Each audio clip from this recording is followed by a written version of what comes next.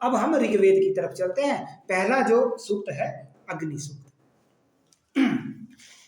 अग्नि सूक्त को पढ़ने से पहले हम अग्नि देवता के विषय में थोड़ा सा जान लेते हैं। अग्नि देवता प्रमुख देवताओं में से हैं, तो प्रभाव की दृष्टि से कहें तो अग्नि जो है वो दूसरे नंबर पे आता है। अगर वैदिक देवताओं की बात करें तो इसका सेकंड क्रमांक आता है। पहला तो इंद्र का आता है, लगभग मुझे लगता है 250 के करीब या उससे भी अधिक सूक्तों में इंद्र को देवता माना गया है।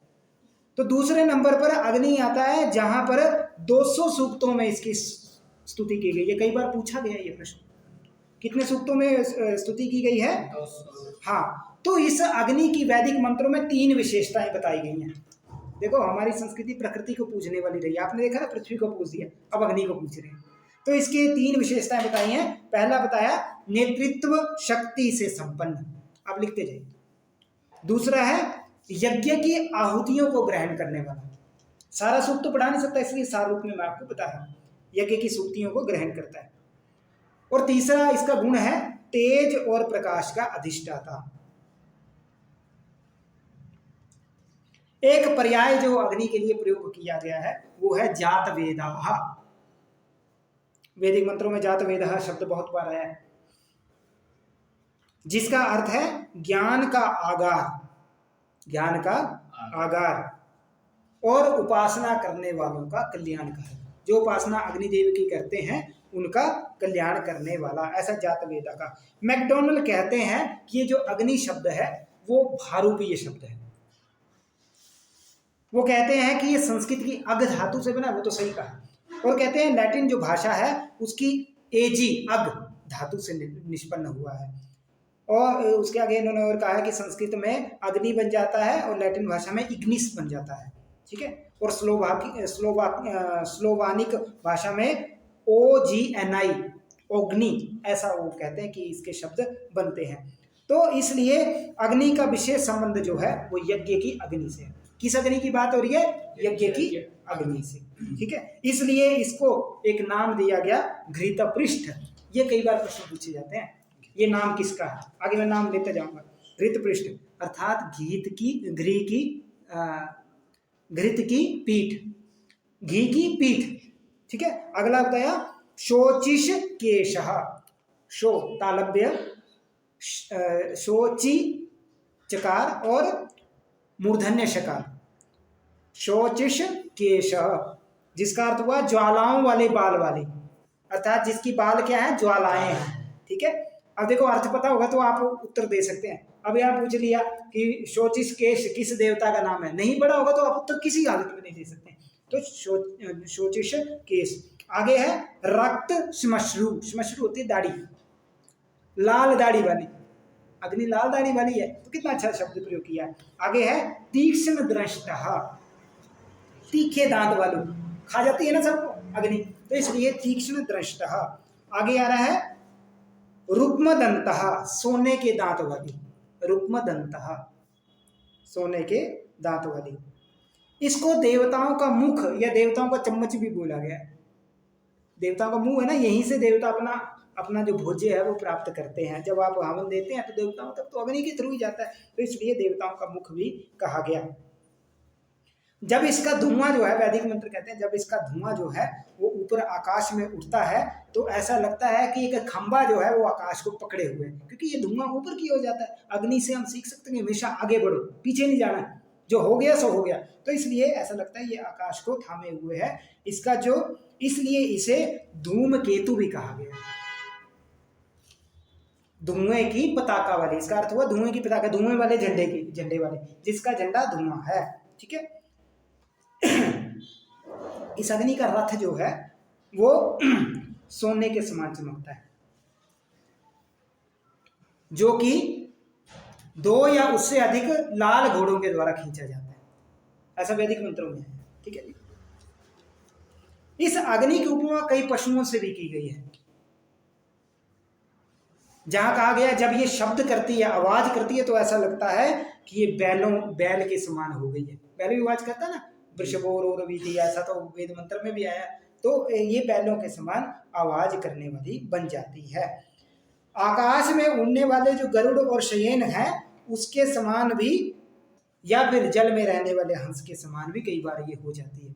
जब ये उड़ती है, जब ये तेज तेज बहती है, तो एक शयन पक्षी की तरह भी ये हो जाती है। और इसका भोजन क्या है? तो लकड़ी और घी इसका भोजन है। ठीक है जी। और इसका पेय क्या है? तो पिघला हुआ नवनीत। नवनीत क्या होता है? मक्खन। तो पिघला हुआ मक्खन जो है वो इसका पेय है, अर्थात पीने वाला। इसका एक पुत्र है जिसका नाम द्यौस है। क्या है? द्यौस। द्यौस इसका पुत्र है, जिसको जल का पुत्र भी कहते हैं। इंद्र और अग्नि दो जुड़वा भाई बताए गए हैं। इंद्र और अग्नि क्या है? दो जुड़वा भाई बताए गए हैं। और एक इसके विषय में विशेष बात यहाँ कही गई है कि अग्नि ऐसी है जिसने जन्म के बाद अपने माता पिता को मार दिया। अब आप सोचेंगे कैसे बोल दिया? अब देखो, वेद मंत्रों की व्याख्या जो है ना, बड़ी सोच समझ के करनी चाहिए। अब पंक्ति का अर्थ तो ये निकला कि ये अग्नि वो है जिसने अपने माता पिता को मार दिया। अब उससे पहले अग्नि की उत्पत्ति देखनी पड़ेगी। अग्नि की उत्पत्ति किससे हुई थी? सूखी संविधाओं से। सूखी संविधाओं को जब रगड़ा तो अग्नि उत्पन्न हुई। तो जो उत्पन्न करता वो क्या हो जाता है? माता पिता। वो माता पिता हुए। उस अग्नि ने उन माता पिता को जला दिया। तो ये पंक्ति बन गई कि इस अग्नि ने जन्म लेते ही अपने माता पिता, अर्थात ये अग्नि काष्ठ से उत्पन्न होकर काष्ठ को जला देती है। तो ऐसा ये वर्णन आया हुआ है कि माता पिता का इसने वध कर दिया। अग्नि को 10 कन्याओं से उत्पन्न भी बताया गया है। अब देखो, वैदिक मंत्रों को बड़ा विशेष रूप से हमें समझना पड़ेगा। अब 10 कन्याएं कौन है? ये 10 कन्याएं हाथ रखते हैं तभी अग्नि उत्पन्न होगी ना। जब अरणि मंथन आपने सुना होगा जी, अरणि मंथन से हवन करते हैं लोग, लकड़ी को घिसते हैं। तो अरणि मंथन किससे खींचेंगे? आप हाथ से खींचेंगे ना। तो इसलिए ये 10 कन्याओं से उत्पन्न, अर्थात इसकी 10 माताएं हैं। इसका कोई अनर्थ भी कर सकता है। देखो, इसकी 10 मम्मी है, 10 माताएं हैं, लेकिन अर्थ को हमें समझना होगा कि ये 10 कन्याओं से उत्पन्न अग्नि जो है वो हमारे देवता है, हमारी पूज्य है। 10 कन्याएं इसकी 10 उंगलियां हैं। कई जगह इसे सहस पुत्र भी कहा गया, अग्नि को सहस पुत्र। अब कहीं कह रहे हैं कि ये काष्ठ से उत्पन्न होती, कहीं बोलते हैं 10 कन्याओं से। अब ये सहस पुत्र क्या है? सहस होता है साहस, शक्ति। अर्थात ये उत्पन्न तभी होगी जब साहस होगा।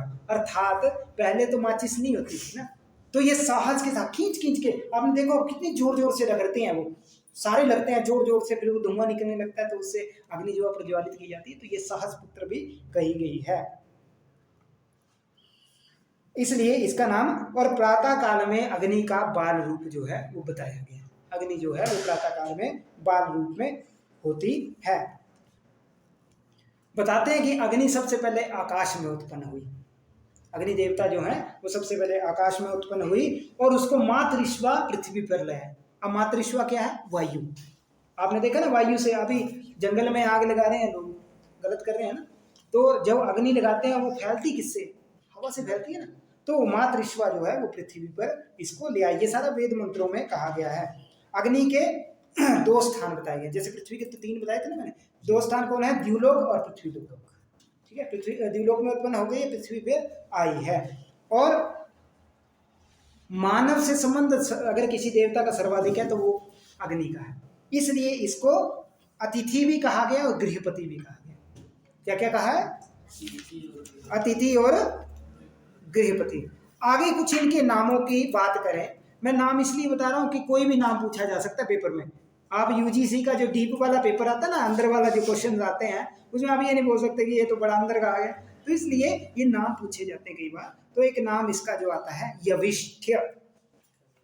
यविष्ठ्य सदा युवा रहने वाला। अग्नि कभी बूढ़ी नहीं होती है।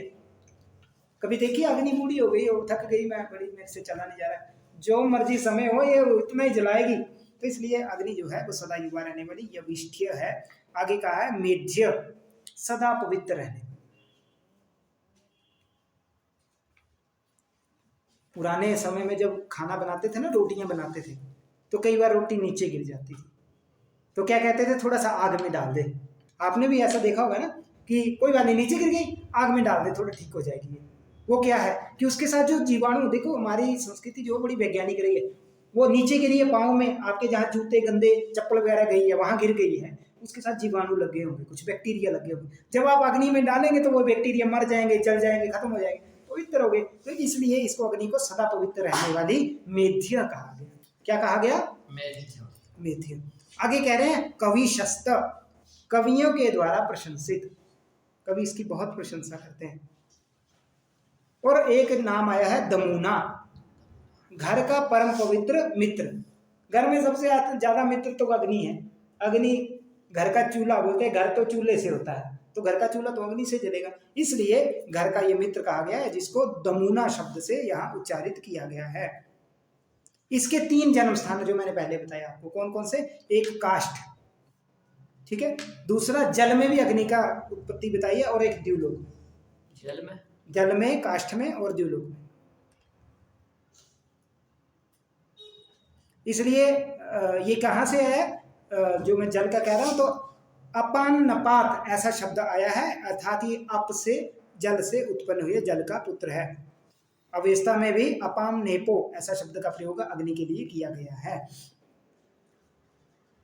प्रातः काल में जब उषा का आगमन होता है, उसके साथ ही अग्नि का जन्म हो जाता है। इसका समय कौन सा है? तो प्रातः काल का, इसलिए प्रातः काल में बाल रूप में यहाँ बताया गया है। एक और नाम जो इसका आया है वो आया घृत जिह्वा।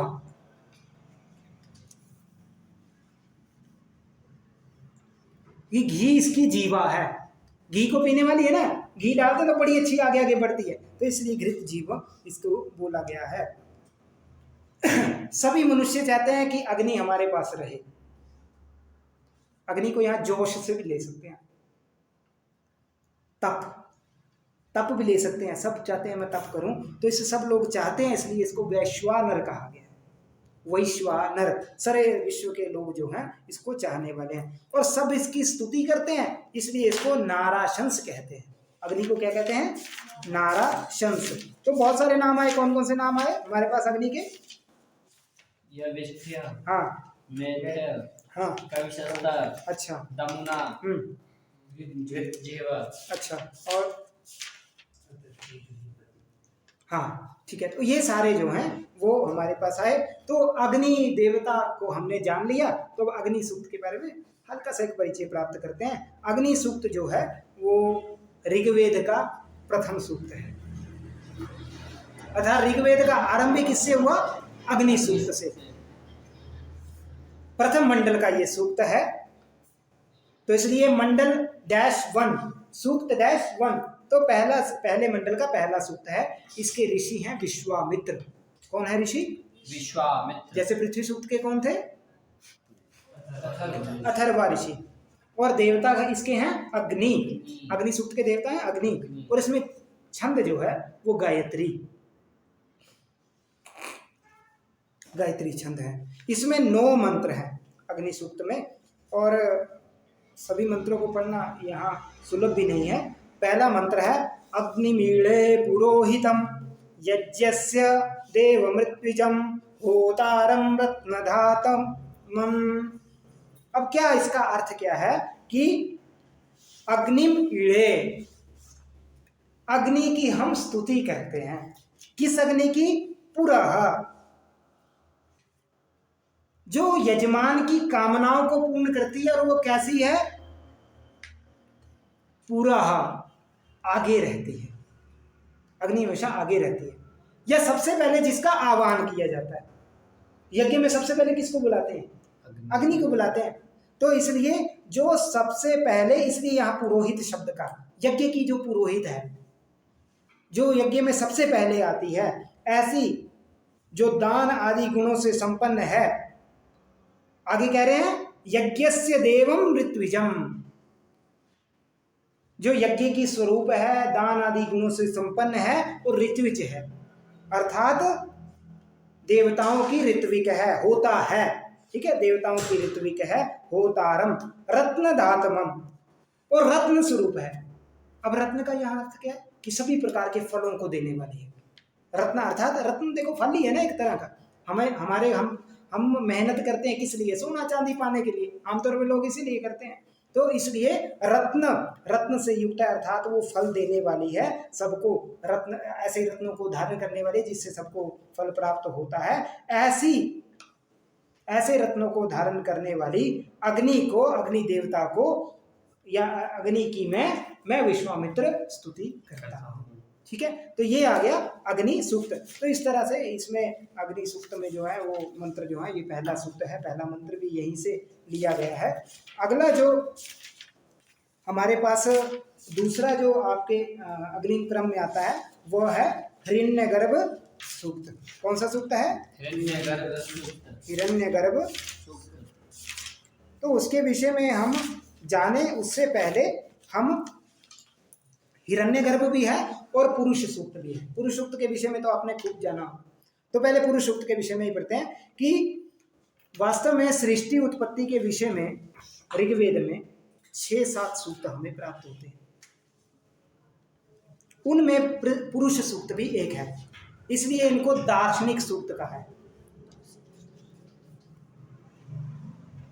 और दार्शनिक सूक्त कहने का कारण क्या है? क्योंकि यहाँ पर सृष्टि के पदार्थों का वर्णन किया गया, सृष्टि कैसे बनी, सृष्टि में क्या क्या है, ये सारा वर्णन जो है वो पुरुष सूक्त में हमें प्राप्त होता है। ये सूक्त बताता है कि इस सृष्टि की मूल रचना में एक पुरुष है, एक ऐसी शक्ति है जिससे ये सारी पृथ्वी जो है वो बनी है।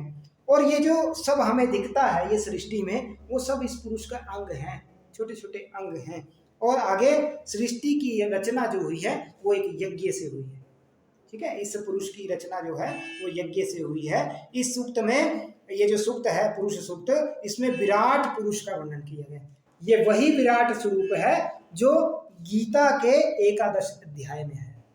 और ऐसा लगता है कि यहीं से प्रेरित होकर वहां जो है वो श्री कृष्ण ने अपना विराट स्वरूप, जो पुरुष की बात यहाँ की गई है वो वही पुरुष है, तो विराट स्वरूप जो श्री कृष्ण ने वहां पर बताया गया। और आपने सांख्य दर्शन में भी पुरुष पढ़ा, प्रकृति और पुरुष, तो वो पुरुष भी इसी पुरुष से प्रेरित है।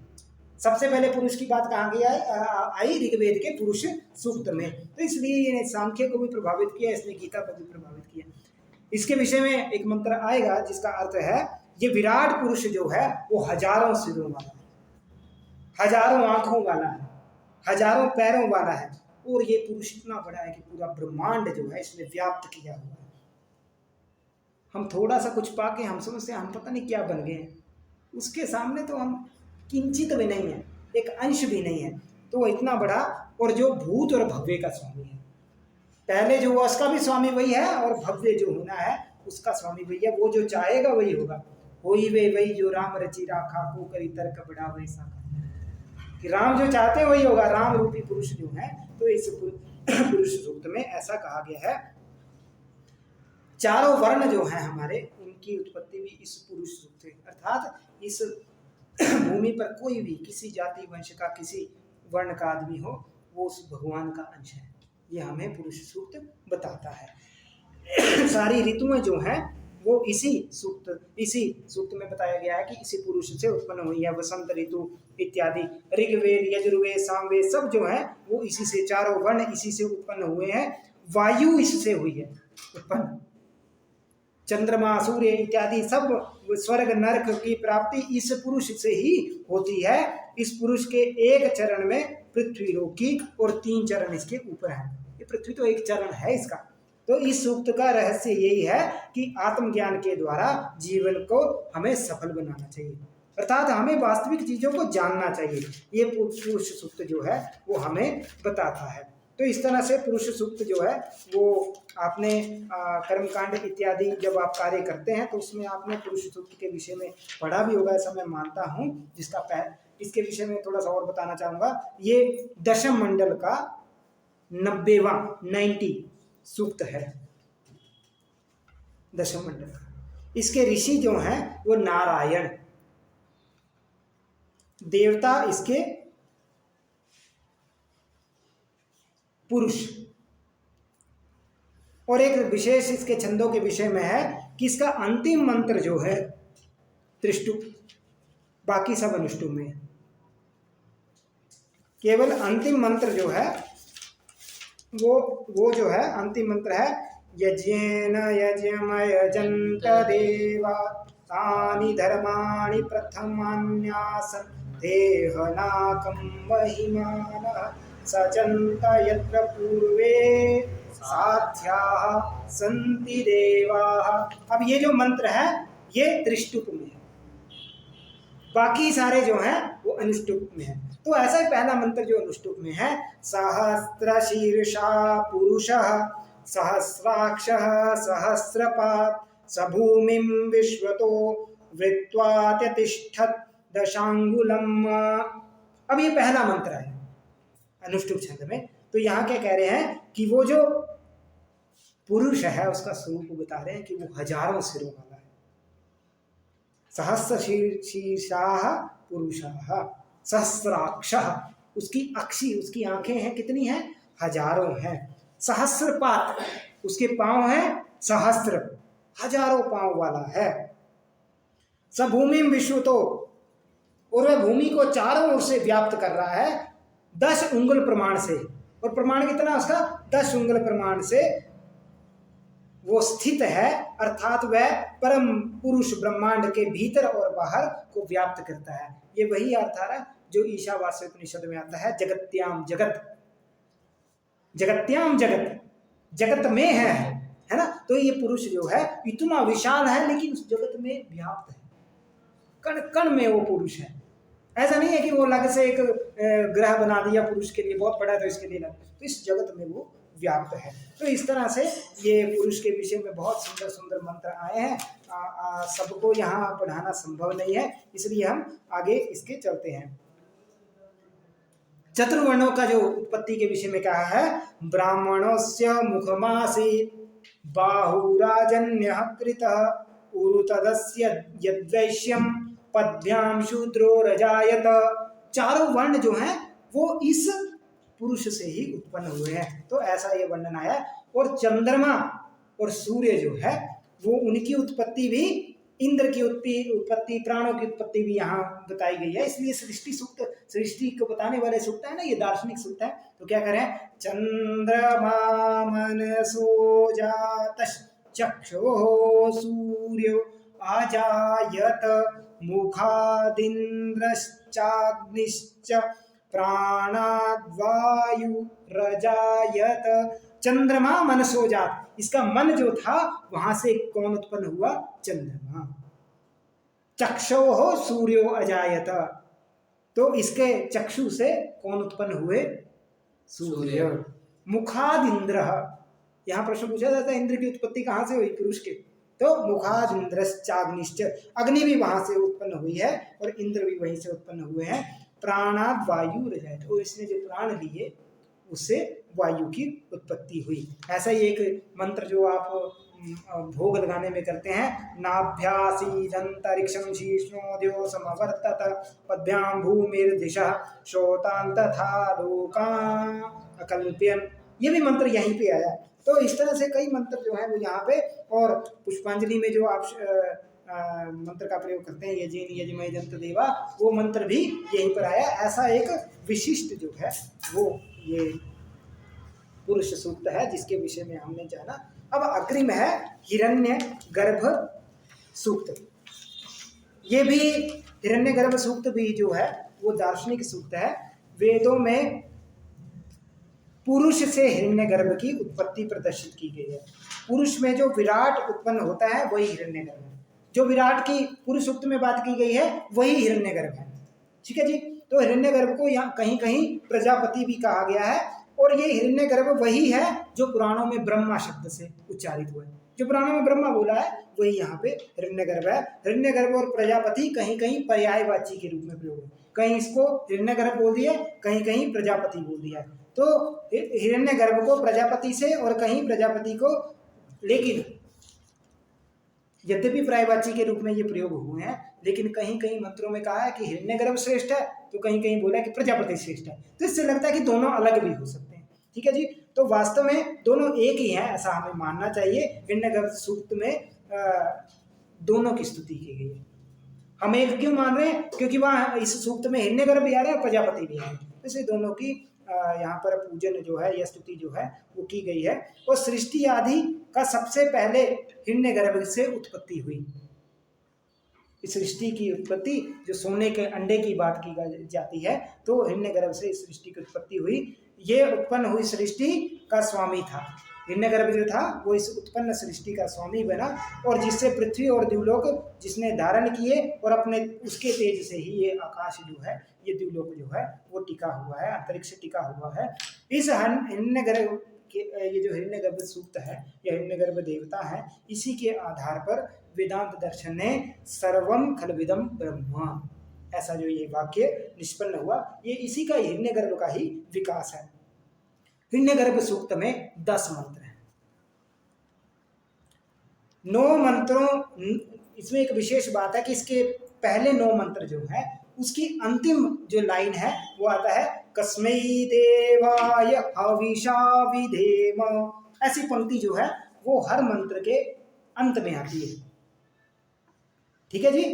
और 10वें मंत्र में आता है प्रजापते न त्वदेतानि, उससे उत्तर दिया गया। 9 मंत्रों में प्रश्न पूछते रहे कस्मै देवाय हविषा विधेम, कि किस का संज्ञक देवता की, किस का संज्ञक हिरण्यगर्भ की हम पूजन करें, स्तुति करें, और अंत में उत्तर दिया है प्रजापते न त्वदेतानि। तो ऐसा ये 10 मंत्रों वाला एक ये सूक्त है जो सृष्टि विषय है। तो ये दशम मंडल का 121वां सूक्त है, 121। इसके ऋषि जो हैं वो हिरण्यगर्भ हैं, और देवता जो है, ये विषय ध्यान रखना, हिरण्यगर्भ इसके देवता नहीं है, ऋषि हैं। और देवता जो है वो कसंज्ञक प्रजापति, इसलिए हम प्रजापति और हिरण्यगर्भ को सेम मानते हैं। तो कसंज्ञक प्रजापति है, और इसमें छंद जो है वो त्रिष्टुप है। इसका पहला मंत्र जो है हिरण्यगर्भ संवर्तताग्रे भूतस्य जातः पतिरेक आसीत् सदाधार पृथिवीं दाम्युते मां कस्मै देवाय हविषा विधेम। क्या कहते हैं कि परमात्मा जो है वो हिरण्यगर्भ के रूप में पहले, अच्छा, सृष्टि की उत्पत्ति से पहले ही उत्पन्न हो चुका था, ठीक है। हिरण्यगर्भ के रूप में ये परमात्मा जो है उत्पन्न हुआ था, और उत्पन्न होते ही ये सभी प्राणियों का स्वामी, जब एक हिरण्यगर्भ थे तो वो सबके स्वामी बने। और उसने सबसे पहले क्या किया गया, पृथ्वी और द्युलोक को धारण किया। तो इस कसंज्ञक वाले, कसंज्ञक या दिव्य गुणों वाले इस हिरण्यगर्भ के हम पूजन करते हैं। ये जो हिरण्य सूक्त है,